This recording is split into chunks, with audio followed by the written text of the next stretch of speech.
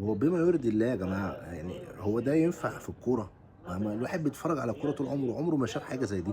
يعني أنا مش متخيل إن ممكن كورة زي دي تتحسب جون وفي فار وفي 100 إعادة وفي تحكيم بره. يا جدعان الواد مناخيره جاب الدم لما ومركب سدادة ومناخيره اتفتحت وفينيسيوس بيديله بالقصبة في دماغه، الواد شلب دم وبرضه ما فيش الجون هيتحسب، يعني هيتحسب. مدريد مش هيخسر النهارده، يعني مش هيخسر. القصه نجحت يا باشا بتاعت بيريز، طلع الصبح قال لهم التحكيم والدوري الاسباني وتيباس ومش عارف ايه.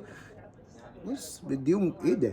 ده ايه ده يا جدعان؟ الواد قام اتول. طب ما هو انا اصلا لو انا تمام اخبط عاديه، ما انت افقدتني ان انا اقدر اقوم اكمل على الكوره. ما انا ممكن لو ما اتخبطتش او قادر اقوم ان انا اصد الكوره مره تانية.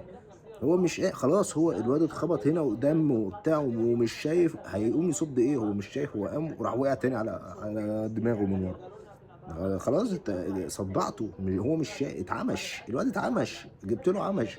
ايه ده؟ ايه يا جدعان ده؟